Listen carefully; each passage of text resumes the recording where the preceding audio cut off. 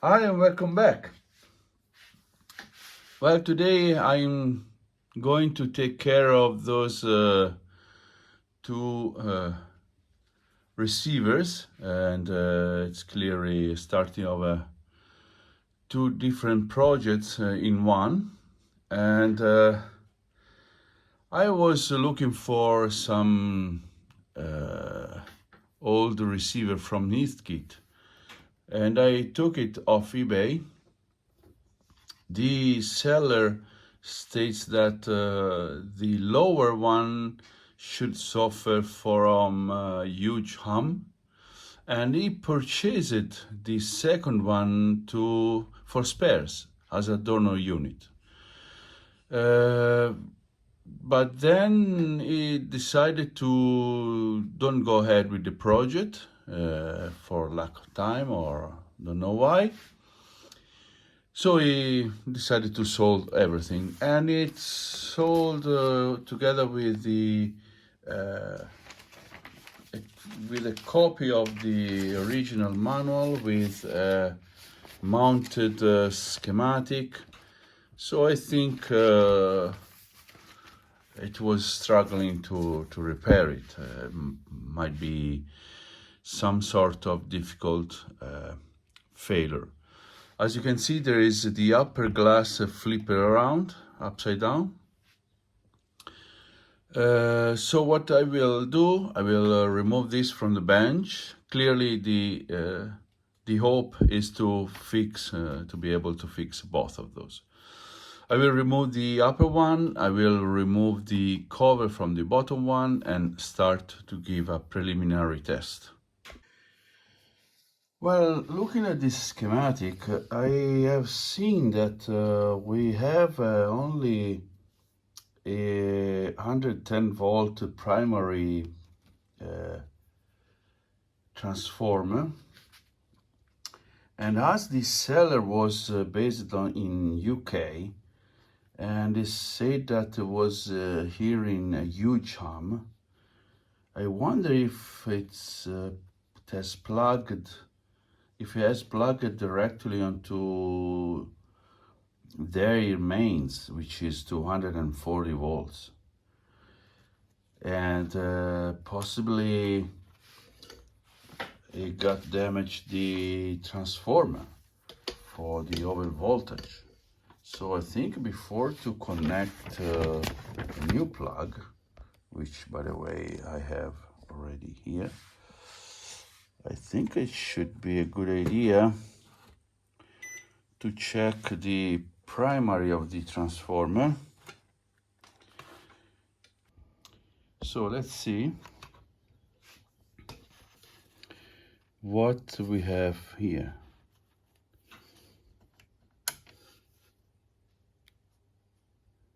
Well, okay, luckily we have a good transformer, but at this point I need to prepare a different setup. I want to switch on through the dim bulb, but I need to move on to my 110 volts facility. So the setup is ready. The bulb is connected to the 110, current limit enabled. So let's see what it does. I don't see life sign, and the dim bulb also does not glow at all. So let's check for voltages. Well, actually there is some life sign onto this dim bulb and also on that one. So it could be that this dim bulb is too powerful for 110 volt. I really don't understand. And I've placed it onto this Lazy Susan so I can flip around easiest than in an easiest way than before. So let's test incoming AC. This is the unswitched, and I have in 117. Should it be modified for 240 volt? Let me check the transformer. Well, it seems indeed that this transformer is has 4 wires in the primary and 2 wires onto the secondary. So that might be an European version, and it's provided of 2 primary windings that in the schematic there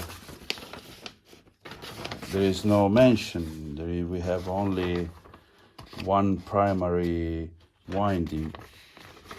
So that is nice. So it means that I can go for 220. So I'm now connected to 220, negative to ground, and positive. Let's check directly onto the main filter capacitor, and we got nothing, absolutely nothing. That is weird.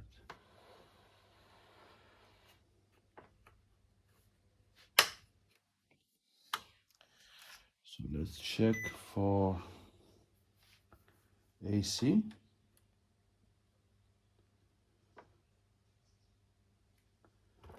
Okay.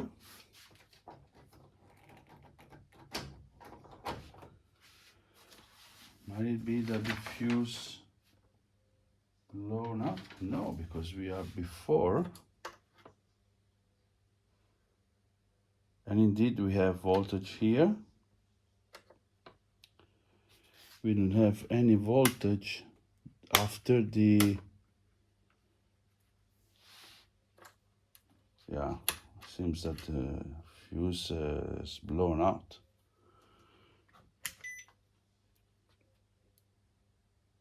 Nope, fuse is nice.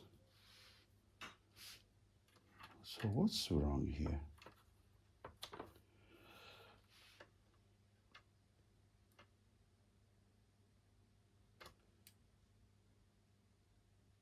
Oh, that destroyed my meter. However, okay, so we have voltage actually, but why we don't have any voltage onto the output? Let me check another time the transformer.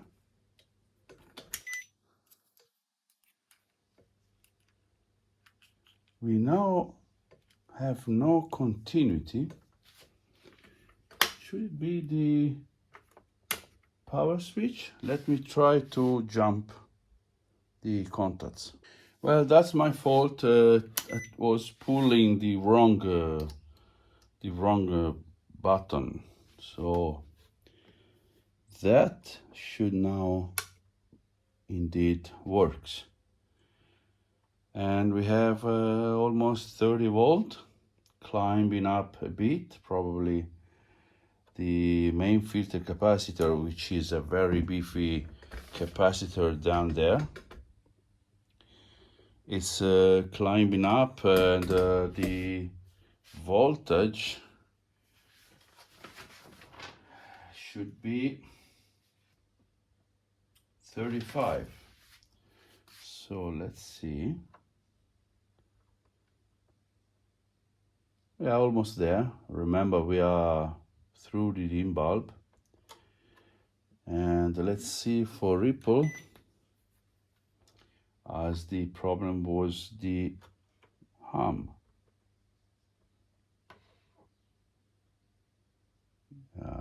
I think we have a huge ripple here. Well, we actually have 500 millivolt of ripple, and yeah, it's not small, but it's just the very first stage. So I think we might improve with the filter capacitor, but at this point I think the best way is to check if we have any DC voltage onto the speaker terminals, which we don't. So we have just a few millivolt. So let's see if we have any enabling switch for the speakers, but it seems that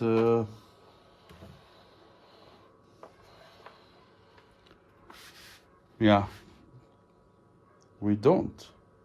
So we can safely connect the speakers.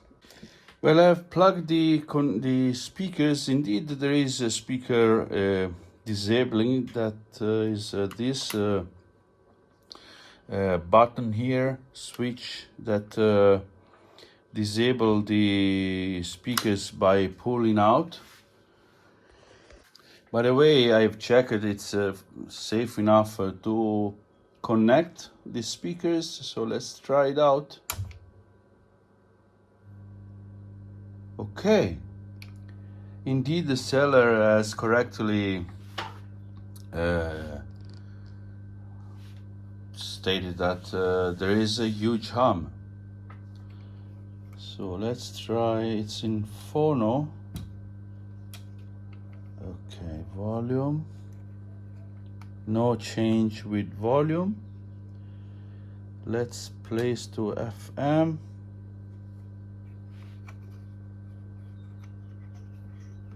No output. I'm not hearing static. So that is weird.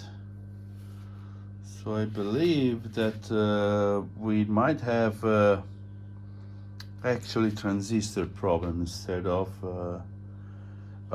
beyond the AC hum. With a signal splitter, I'm going to feed 1 kilohertz tone and see if we have some live sign through the auxiliary input.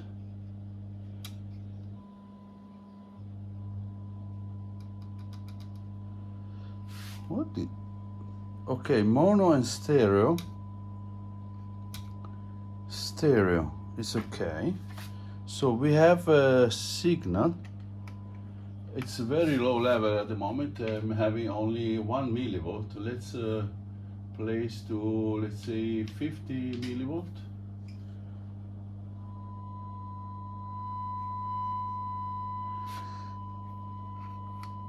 Fortunately, we don't have any balance control, but there is a signal that is passing through.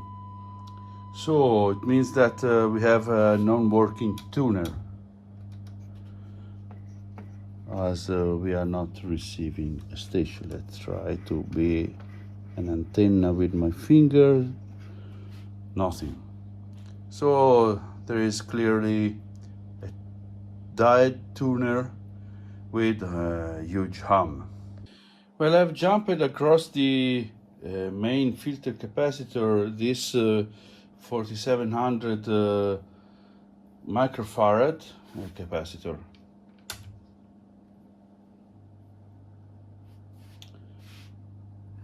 Yeah, we have a bit of reduction, but it's not really a huge improvement. So I wonder what is going on here. Okay, here we have a voltage regulator, I think. Let's test it out. Not really visible, seems to be 25 or 28 volt with plenty of filtering. So let's try it out. Well, I'm at 100 microfarad capacitor after the voltage regulator. We have 20 volt, but I think we have a problem here, as it's no AC, but there is low voltage, and if I bypass dim bulb, increase the hum,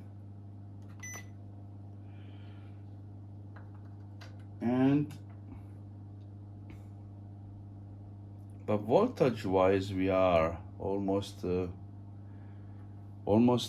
the point we should be.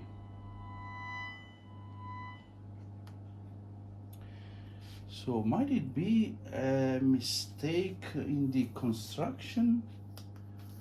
Because I don't think that this kind of hum it's related to the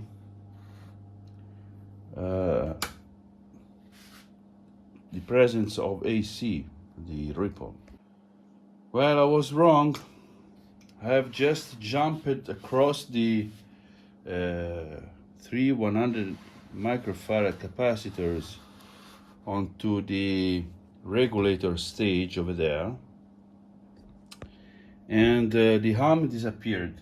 Now clearly this capacitor is well over the capacitor is in the circuit, which is 300 microfarad, and we are in the 1000 now. We have 3 capacitors here, and they all are 100 microfarad, but it seems that has cured the problem. So I think that the problem is actually there, and now we have this problem. I don't know if it's related to this, but it seems that something is going on. So I have applied a more correct capacity capacitor,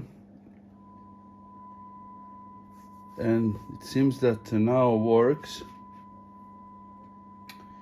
So I think that the first thing to do is to replace those capacitors. Checking the first capacitor, that there's 207 nanofarad instead of 100 microfarad. So let's check the other two. Well, I have increased quite significantly the amount of capacitance onto the circuit, as those are 100 microfarad, and I have replaced it with 330. Shouldn't hurt anything, so let's see if indeed has fixed the hum problem. And clearly the plug into the main will help. Okay, no hum.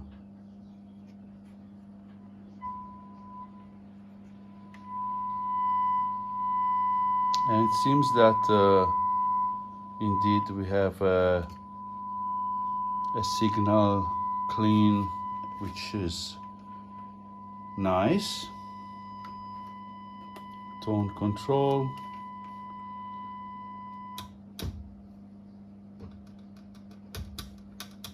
So at this point, I think I need to troubleshoot the tuner. We have also a presence in this receiver, and yeah, it's fell out from the unit. So I'm going to bring it out. That's nice.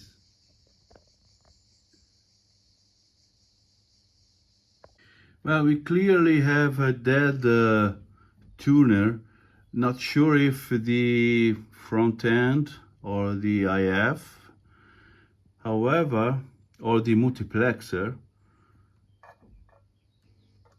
If I touch here, both channels are humming, so we clearly have a problem here.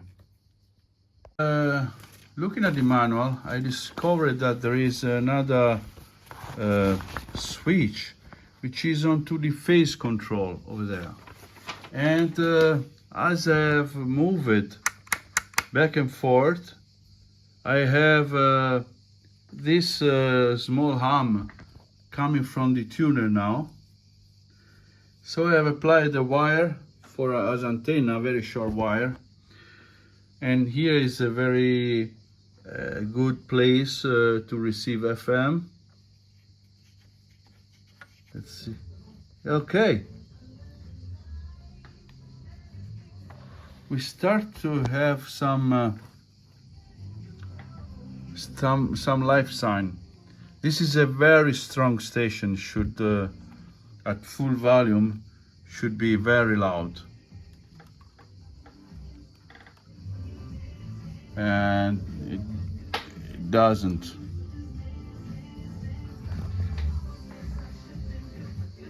No stereo indication.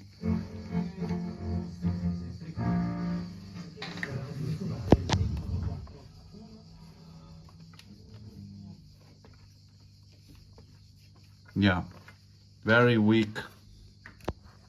Well, I have applied the stereo signal generator, and it's not working fine, the multiplexer. As I switch onto mono, I have the right tone, but as I switch back onto stereo, we have this nasty distorted sound, and changing the phase control. We have this change, but we don't have the stereo indication that we should. Moreover, if I remove the modulation, which is the 19 kilohertz carrier enabled, we don't have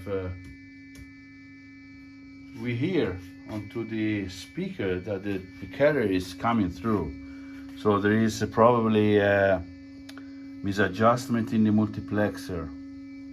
Before to make any troubleshooting here, I need to wash thoroughly this board, as it is really much dirty and contaminated by a strange white layer. Don't know exactly what it is, but yeah, as a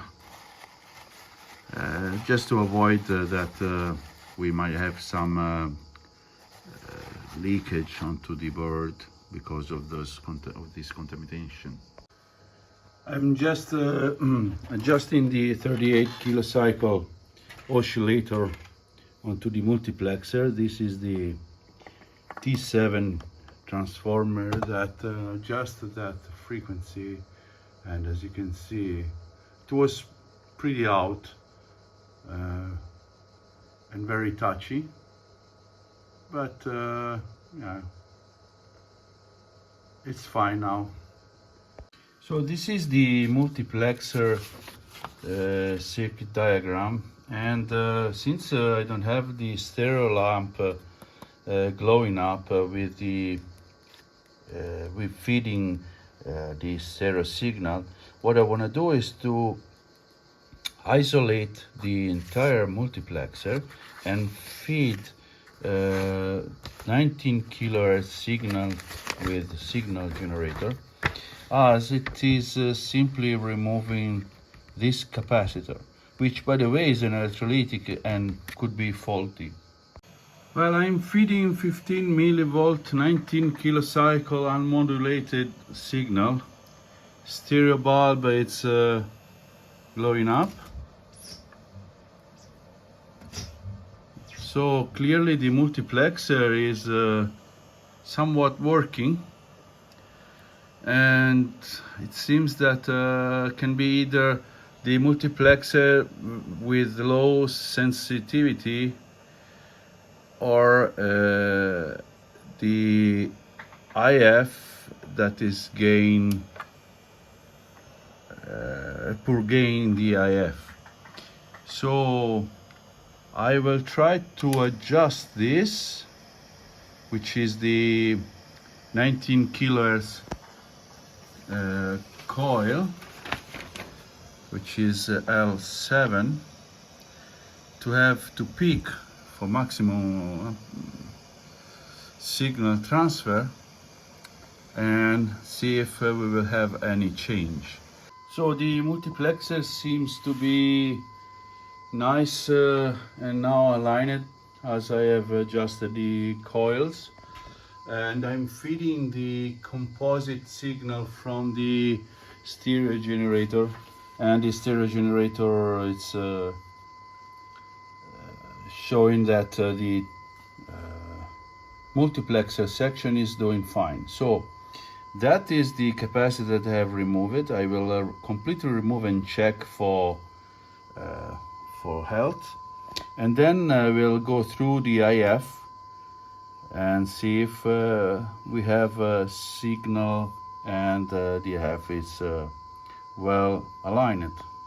This is the coupling capacitor that I've just removed, and we have a quite high ESR, so this must be replaced. 10 microfarad, 16 volt, I believe.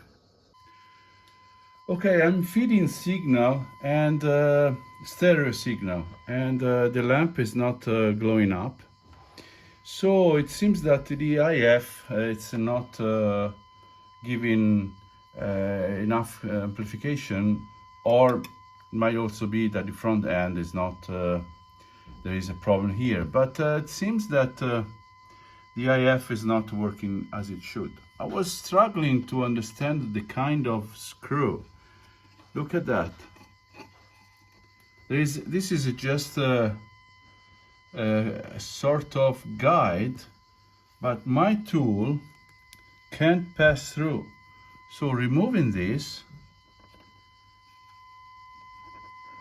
we have an incredible amount of amplification gained just in the last IF stage. Let me see if this has made some difference onto the stereo lamp. Not yet, still it's not glowing. So let me try to just quickly this way.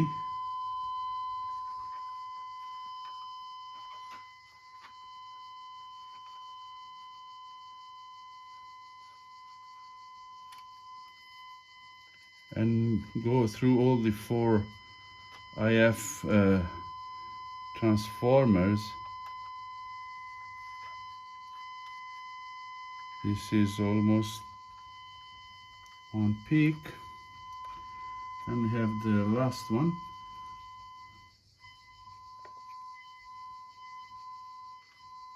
Clearly this is not the right way to align, but just and the very first stage doesn't make any difference. So this means that I'm going from the top to the bottom, no gain difference. There is a problem in this stage for sure. Different approach. I'm monitoring the output of the IF, and at the base of the transistor here, Q7, and the last transform is the ratio detector, and that is another thing. So I'm monitoring here for tuning the 3 transformers, and the top slug here doesn't matter where it is, no change. Indeed, now it's almost out, and I'm adjusting, no differences. And I'm feeding 10.7 megahertz modulated with stereo signal, and indeed it's passing through, but I believe it's not as it should. I'm currently feeding 15 millivolt, which is not bad. I mean, it's quite high signal. I think should have more amplification here. Now there must be a problem in the slug or in the transformer itself, maybe an open winding, because the transistor seems to amplify. So, or maybe mica disease, or some bad connection here. Well, just for safety, I've checked it with diode mode D transistor Q5, and it's fine. It's a germanium transistor, and I'm assuming that is the top coil is this one, as the arrow point upwards, whereas this is point downwards. So I'm supposing that the problem is in the secondary. So I'm trying to find the pins here. There is no indication onto the board, so I think this is the base. So this should be number 4, if I'm not mistaken. So pin number 3 should be this one, maybe. Need to check. As the in-circuit measurements didn't give me any result that could lead me to a fault, I decided to remove the coil itself and open it up and check all the windings. So let's see what we have. Well, all the coils are fine, but I have noted one thing, that this coil, which is the secondary, it's very down, relevant to the top of the plastic sleeve. So might it be that this core should be screwed in very much, and I was only need to tied it in more than I have done. So let's try that. To reassemble the transformer, I had to not tight, but just screw it in this guide, as it would be mounted out of alignment, the transformer relevant to the shield. So let's see if I will screw it in a lot. And yes, indeed, it peaks. So it was just a matter of screwing in more than I have done. Now, we still have no stereo indication. So, unfortunately, there is no signal level indication onto the schematic. So no reference. But it seems that the IF alignment has improved at least the sensitivity of the receiver. So I have plugged the signal, the RF stereo signal generator. So I should find some difference, hopefully. Let's see if I know where it is. Oh, look at that. We're having the stereo lamp now working.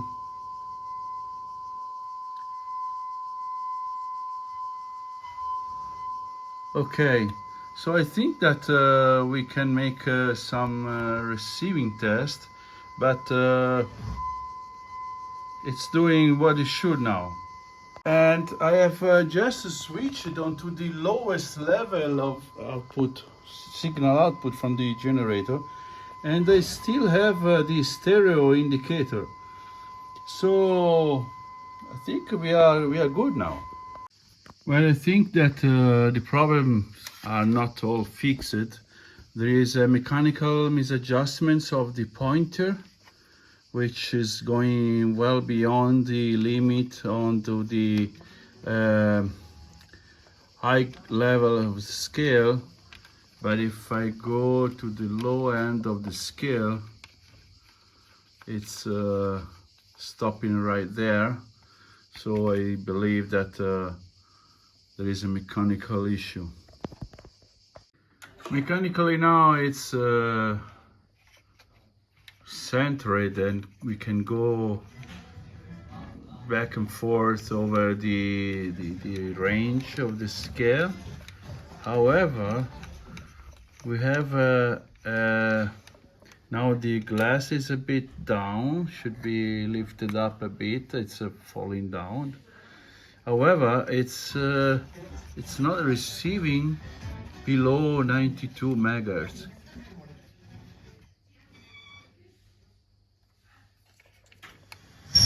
We have static, but and squealing, but nothing received. Well, I'm attempting to make an adjustment, and there is something wrong in the front end internally here, that depending on how I move, it stopped to work. So I think I need to at least try to remove this cover, which seems to be really difficult. Well, I've been able to remove the cover. There is a tab here that goes on this small groove. At first glance, I am seeing something not good with this wire, but this is not the problem. So let's try to wiggle and see if I can find where. Okay. What's wrong here? Now let me experiment in here. Well, I think I found a problem. This diode, if I press on it,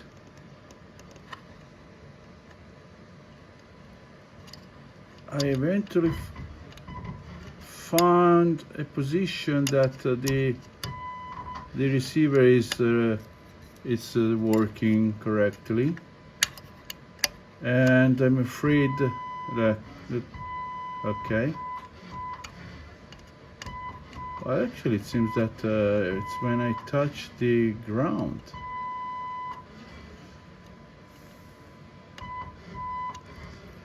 So I need to figure out what's wrong here. Okay, so this is the schematic of the front end, and indeed this diode should be connected to ground. So there is a ground connection problem onto the front end over there. And clearly, if I touch the ground, it's receiving quite nicely. So let's see if there is something that I can manage just from the other side. Otherwise, I need to remove the entire front end. As you can see, there is an additional PCB here, and it's not reachable from the bottom of this PCB. So let's see if I can find the place where this ground is. We have the grounding problem. Well, loosening the front end screws, seems that we are having the ground connection. So clearly it's a mechanical problem, but I can't leave like that. I really don't understand what's wrong here, but unfortunately I need to remove everything. Well, I've been able to fix the grounding problem by loosening all these screws and tightening back in a different way. So they are well tightened, but they are not stopping the grounding problem. I was just avoiding to remove the wall front end. And I have tuned and adjusted all the front end and check again the other sections, and it's doing pretty fine till the very bottom. So it's complete and repaired. I just need to cover and to give a bit of cleaning. And I also have mounted this rubber foot that I have a bag of that, so hopefully will not be tilting onto the table. Well, this is the final result. It's not bad for the condition, and it's doing pretty fine. It's pretty sensitive. It's just a wire hooked over there, so it's doing pretty fine. And clearly the audio performance is not as an high-end equipment, but it's not bad. It sounds pretty nice for the kind of the device. So I think it's enough for this first unit of this AR14 that comes with the companion broken one. So in the next video of this series, I will attempt to repair also the other one. For the moment, thank you very much for watching, and I hope you have enjoyed this resurrection from a vintage Heathkit receiver. See you soon.